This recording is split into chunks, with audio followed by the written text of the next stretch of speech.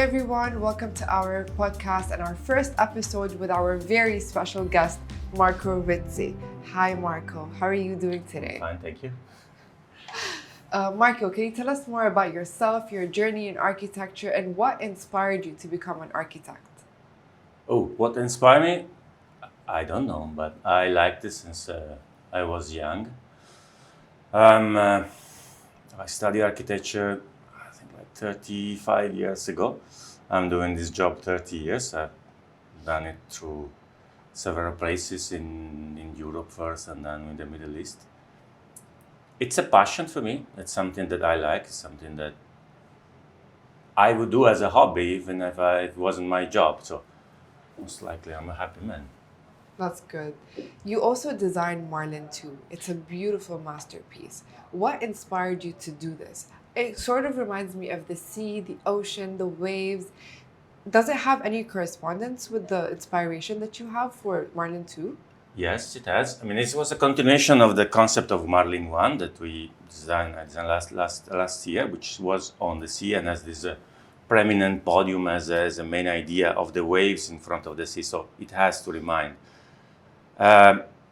The podium and the swimming pool, the infinite pool, yes, it is on like a waves that opens to the sea of the mangroves and the sunset and the sea and so on.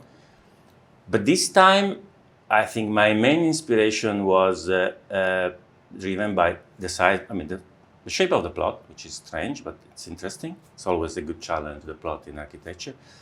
The two main roads, one on the back and one on the side. So there is a bridge coming to Marlin, which is on the right side of the building, looking at the building, and is the main artery of Marlin with the main traffic. So if you imagine these two lines, and if you imagine the traffic of the cars and so on, there are some actually amazing pictures which are photographs with the cars, and you see the stripes of the lights that are going. So if you imagine sketching these lines and having them aligned, you just design the outline of the building and the arch of it. It's like a curve going inside, looking at the sea. It's like a sculpture, I would say. We can imagine like two rivers that are sculpting and carving the rocks around the river. And that's why, and that's the dynamic of the curves of the two conjunction of two arteries. It's too technical, eh? No, go ahead. It's a lovely piece. But this is how it. So the dynamic of the building comes from the conjunction of these two energy lines of the roads, and then the orientation to the main part, which is the sea, the sunset, and on the other side, Saadiyat and the view. That's on the new bridge. Yes, the new bridge, exactly. That's one of the artery of the energy that is sculpture in the building. Have you faced any challenges creating this masterpiece? Yes, because we wanted to have all the apartments overlooking the sea and have the best view. In fact, it's very difficult. Architecture doesn't show, but all the back part of the building has no apartments looking at the road. All of them have the view on the sea and the sunset and everything. That was challenging, but I think the result was brilliant. It is. So we're going to talk general in architectural world here in the UAE. A lot of people are interested in sustainability and architecture. How would you say you would create this amazing balance between sustainability and your architecture in your designs nowadays? Yes. When I first landed in the UAE, there was this lot of glass boxes, which is not very sustainable, correct? Because they all rely on pumping AC inside. That's true. And no one wanted balconies. And I said, why? I mean, we have the sea, we have the sun, you go outside, no one balcony. So now it's changing, and ultimately everyone loves balconies. And the balcony is good because you have the continuation inside, outside, but sustainability-wise, it helps because it creates shadows. So the sun doesn't hit directly the glass. So this is the best strategy. Big balconies are good for the tenants, are also very good for the sustainability because they avoid the ray of the sun to hit directly the glass.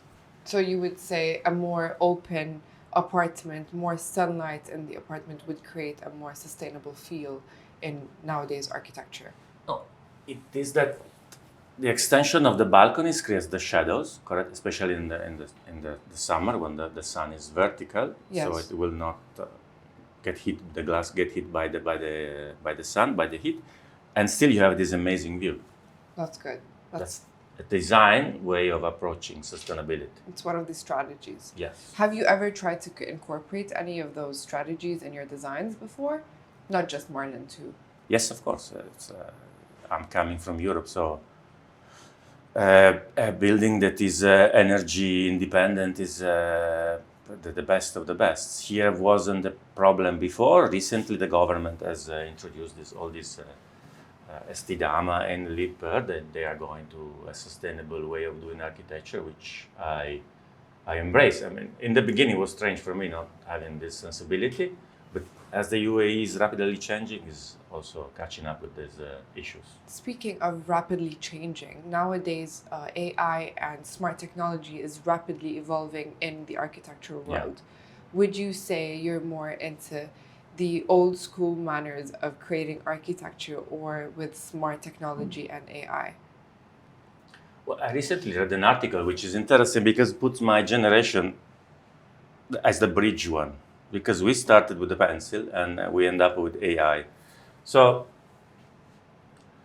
it's a challenge. Most likely it's the thing that will put me to retirement. I don't think so.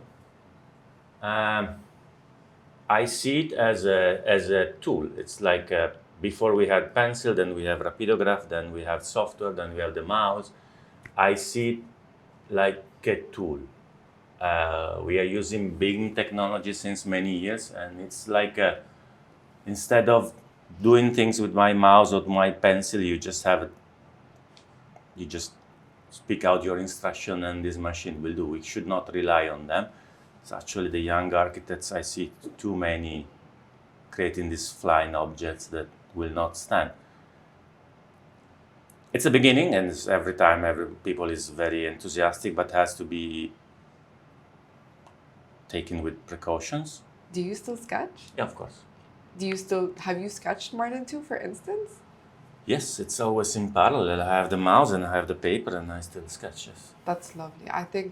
Do you ever think we're ever going to go back to those days? I'm a true fan of the authentic way of doing things, like drawing, writing, for instance, all of that. Do you ever think we're ever going to go back to those days where you do things authentically? If it is a blackout, yes, of course. It's a mix of things. You don't have to exclude anything, but I do find that when I'm stuck with something, the pencil and the paper is still the one that better and faster transform my ideas into something. But if it's a gesture, I like it. It's like a therapeutic. It's like what? It's therapeutic.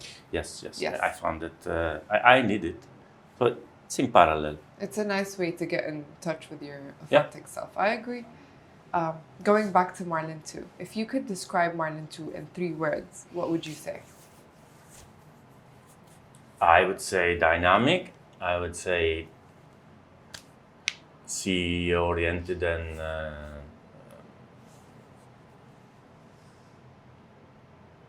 three. One is enough. No, dynamic.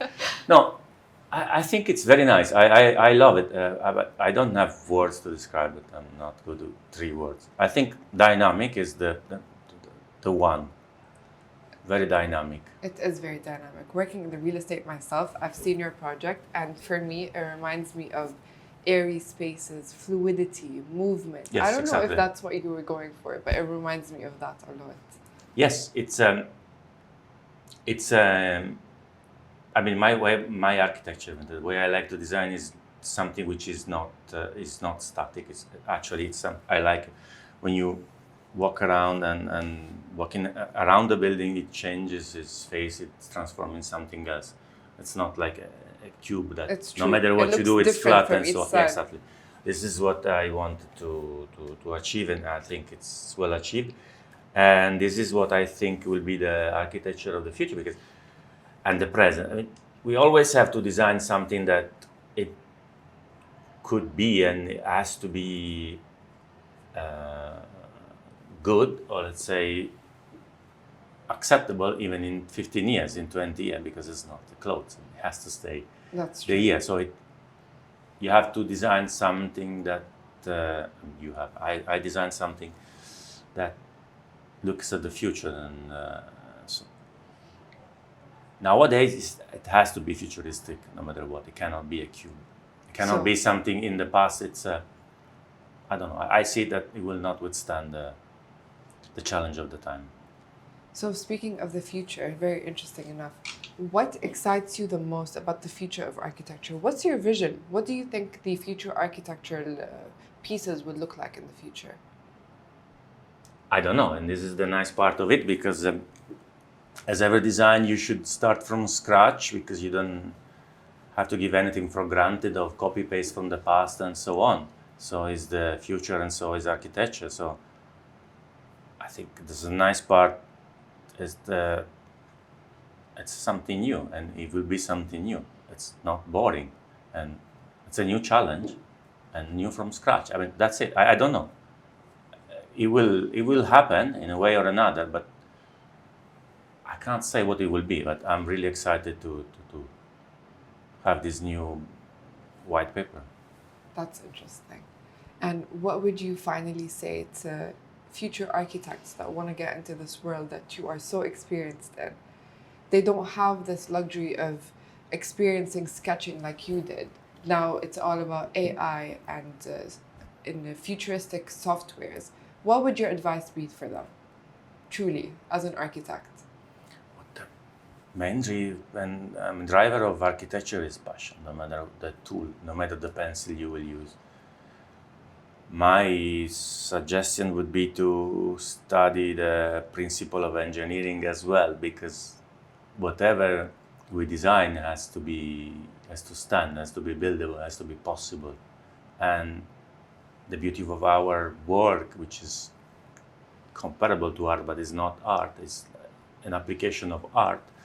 It has to become a building, has to be engineering. So the challenge of futuristic design and the laws of gravity and engineering, I have to come together, and that's what makes it very interesting. It's like an immense Tetris that you have to create in your mind. So my advice would be just to study even the basic of engineering, and then go with the dream of architecture, but they have to go down to an engineered building to be real. That's the real challenge, and that's what too many young architects I see are skipping as a step.